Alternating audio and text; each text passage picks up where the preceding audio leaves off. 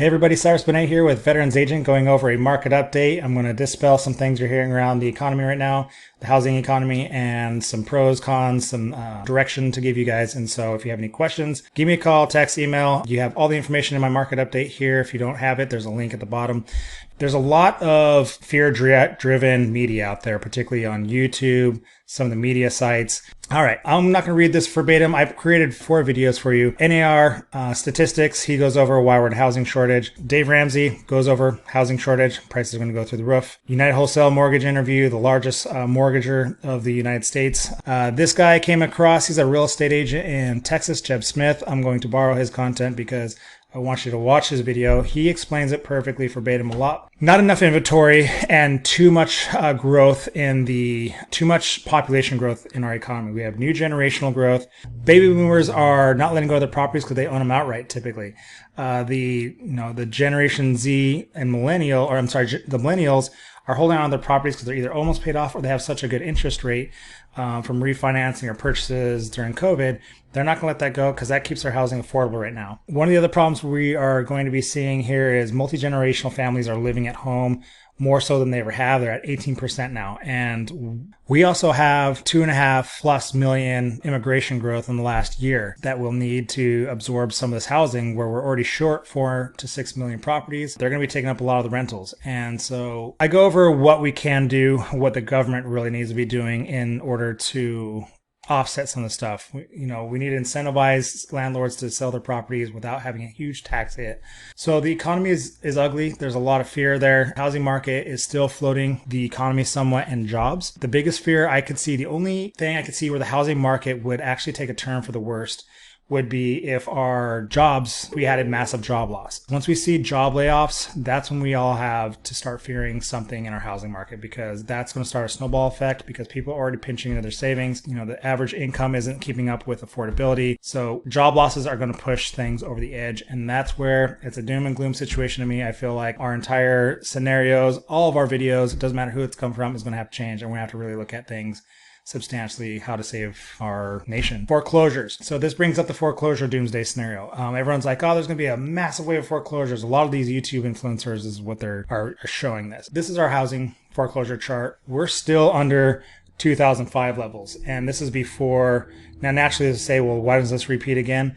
Well, because the demand is too high. This was a housing crisis where we built too many, we're giving out too many loans.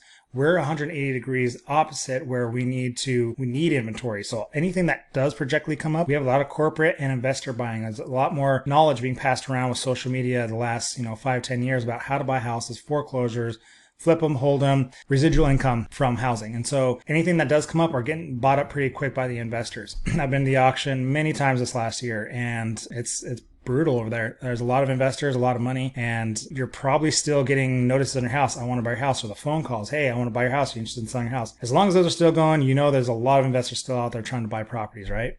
All right. What to fear. This is my doomsday scenario. If we start to see job losses occur in mass layoffs, that's when I'll take a step back, reevaluate, watch the data, probably hold off on market updates. I'll start doing more of a weekly scenario basis and then a big broad one like this. Okay, the local data. I do averages between Kitsap County, Pierce County, and Thurston County. I do not include King County. That's California pricing. They're at about average $970,000, I believe, or somewhere around there, where the average of these 3 counties are right around $550,000. This is more of our norm for Western Washington other than King County. So then, as you can see, let me give you a quick little historic background real quick of our markets and why we're seeing this. So historically, these peaks that you see in the for sale region are traditionally between your 3rd and 4th quarter, July, August, September. That's when we see most inventory, the best time to buy a house. Once you see the pendings and the sales and the for sales come down, that's what we're going through right now. That's our seasonal effect where everything dies off. Right around October, November, December is when we hit our lull. It's seasonally normal for inventory to rise in the spring, peak in the summer, drop in the fall. The best time to sell a house is between March, April, and May. So in between your 1st and 2nd quarter. That's when you see pending spike, inventory is at its peak yet, and buyers are really fierce and fiery in getting into a home. And so that's when we start to see our list of sales ratios come up to, whatever this is, 107%. Oh, this one's 103. In peaks in some of the areas we're in, we were getting 8% over asking price in some of the peaks of COVID. So that's when those were occurring in April. Our days on market typically go down greatly during that time of year. It's harder for me to do it on this chart, but so like days on market right here in between the third and fourth quarter, days on market, and that time was 29. So just so you know, best time to buy summer, best time to sell spring, seasonality. This for sale gradually dropped, and for sales and sold and pendings climbed. Again, this is a problem with our builders. They haven't built nearly at the pace they did after they got their hands slapped along with the mortgage industry when the last housing crisis. We had population growth and not enough growth coming here, plus investors buying into properties. So, all right, market update. You'll see the reason I went over all that is because in the current versus previous month, where sell went up again, seasonality things slow down a little bit. This same month a year ago, we are down 27.7%. COVID, no inventory, a rebirth of inventory based off of fear. And then now our affordability is going to crush it, and no one's going to be selling, and builders aren't keeping up pace. So the prices are going to go through the roof. We are still going to have inventory. We still have divorces. We still have job transfers. And we still have people that can't stay in their house for one reason or another. So we will still have home sales, but we also have a lot of buyers on the fence right now, watching the market, gauging when to dive in. The second those rates start to drop, say they go from 8 to 7% within a month, people are going to be diving in. I'm sure we'll have to wait to hear the news then, but we're going to be seeing a flood of buyers, especially once we get around 5% again. There's going to be a massive flood of buyers. This is where the bidding war is good. Super chaotic. 30 to 100 grand over asking, waive contingencies. You have to settle at that point. Price per square foot has came down slightly, peaked when sellers were trying to capture that last momentum before interest rates went up. We will likely see this come back up past it. Days on market spiked. Again, interest rates, fear of the recession, the list sales ratio where it came under, got it down to one of my market updates. I think it came down to 93%, so 7% less than the listing price, as opposed to COVID where we were seeing 7 to 8% over asking price. A lot of these guys out there saying that housing prices are coming down. No, they're using the statistics of the last year that they came down. Historically,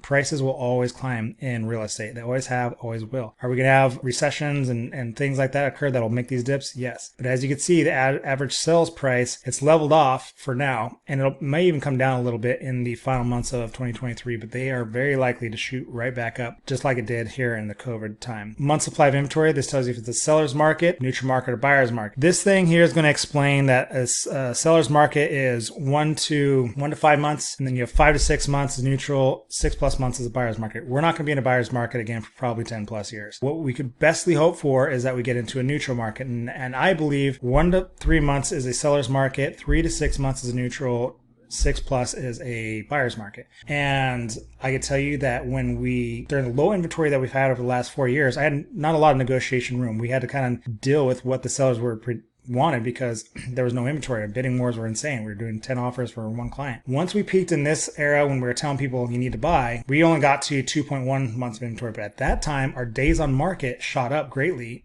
We had a lot of negotiation power. There's a lot more inventory out there. And that was only at 2.1 months, which is still a seller's market. So your days on market here was at, I think, 37 days, I believe, which is good. That gave us some breathing room for our buyers. And so we were able to negotiate. So I would keep an eye on months of inventory and believe that the 3 to 6 is where we need to be. But again, it's going to be a long time till we're there. So take advantage when you see these days on market go up, our months of inventory, which I anticipate this to come back down. I will put my money where the mouth is. I just bought a property a few months ago, flipped it, and now I'm holding it as an Airbnb. My properties are my retirement. So I get somebody to be like, sell the property, give us more inventory, but I don't have retirement aside from my real estate and a couple other digital factors. If you do need a property to temporarily stay in during your PCS move, job transfer, anything like that, it's brand new flips. So far, we're still at 5.0 and we have 5 reviews and I'm booking up like crazy. So click on that link if you need somewhere to go. Or if you need friends, anyone that needs an Airbnb to go to, our rates are actually very competitive. So mortgage rates update. This is a chart that you have full control over if you want to see the historics of it. This was, they're calling the COVID recession. When you see these gray things on charts, those with economics, it typically means recession. But you could see the climb. You could see once we got down during the middle of COVID, February 1st, 2021, rates are at the bottom. That's when prices were going through the roof. Bidding wars were galore. When these start to come down, we're likely to see it again. Expert predictions on interest rates. This is a weekly chart that will tell you what all the top mortgage lenders in the nation think the rates are going to do for that week. If you are actually actively searching for homes, this is something that you're going to want to pay attention to. This week, it was October 26th through the 31st. The week prior, when I was first building my report here, was the 19th through the 25th. They said they were going to go up 90% of the experts said that it was going to go up. This week, they came down to 50%. 33 said stay the same. And when you look at the charts, you'll actually see they stayed the same from last week. So the going up people that predicted that it was going to go up were actually wrong. It's the people that said that they were going to maintain, which is this last week right here. So they maintained, and now they're all leaning towards them maintaining. So one of the things that you could do is work with a broker. And I'm going to go over that here in just a second, to be honest. National housing news. Here's the Barbara Cochran story.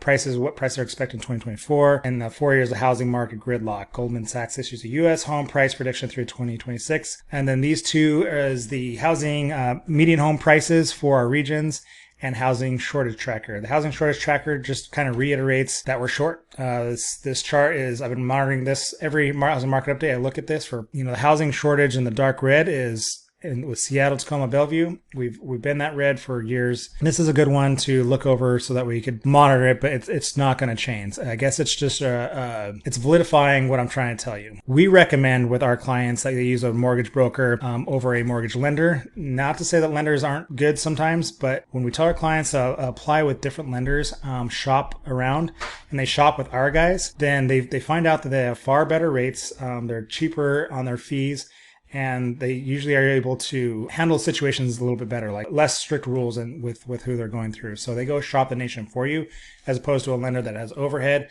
Typically, you're going to have origination charges, and it can be very costly.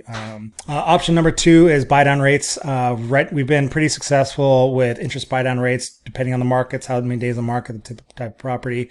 We can get our sellers to buy the rate. Now, the buyers can buy down the rate themselves if they have the money. Obviously, we're going to do our best to get you that rate for you. And this is where we have the seller buy your rate down. And so we've been pretty successful with that. In the 3-to-1 buy down rate right here, we had a client that at the time rates for VA loan was 5.75. And what the 3-to-1 did was it brought them down for the first year. Their rate was 3.75%. It's actually less than that. They ended up updating at the end. But for this scenario, this gives you 3 years to wait for the markets to adjust. And so that way you could refinance into a straight 30-year loan. It's not going to be like a balloon mortgage where they're a lot greater adjustable rate mortgages. This is more of a rate buy down. So another big thing right now is assumption loans. VA and FHA have this option where you can assume somebody else's loan. Let's say a VA buyer or VA seller has a 2.75 rate, this amazing rate. And then we have a buy before you sell program through HomeLight, where they'll buy your property, or where you could buy a home and then you could sell it at a later date. But there's definitely some gray areas in there. There's incentives for both you and HomeLight, who is the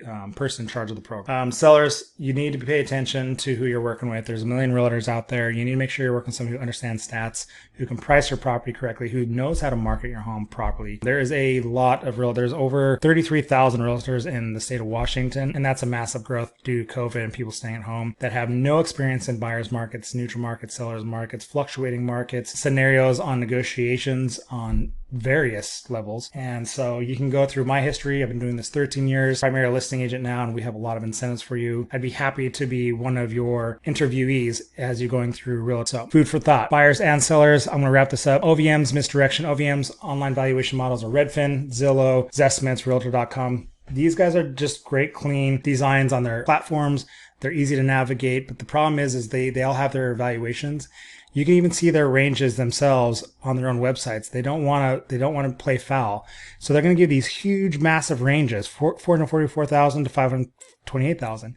They're never accurate. They're a machine that can't, and that's Zillow, Redfin, and Realtor.com. As you can see, there's an $84,000 spread here, $47,000 spread there, $34,000 spread with Realtor. Who's right? You can't rely on them. So be careful when you're looking at the estimates of homes on those websites. If you need a VA calculator, it's BAH, the interest rates of today, and then your actual mortgage payment calculator, all in one on my website. You can click on this link to get there. HomeBot, this is a great app that will absolutely love this application. It tells you your home equity. It tells you early payoff amounts, rental amounts, average Airbnb. It's a very unique platform that Northwest MLS app, we now have the app. You actually can download the app and you'll have all the immediate instant access information. And then you can track our listings through this link, and you can see everything we do for our sellers, properties that we've had for sale and for sale, and anything else. Again, this is kind of long, but there's a lot to go over, and I really wanted to go over a lot more detail that I'm going to break this down into different segments about every situation I was talking about. Those estimates, the list to sales ratios. I'm going to be breaking all this down in the videos to come. Things are slow. I hope you enjoy the holidays. If you need us for any reason, we're here to guide you and get you prepared for when you do sell. And as always, talk to you soon. Bye-bye.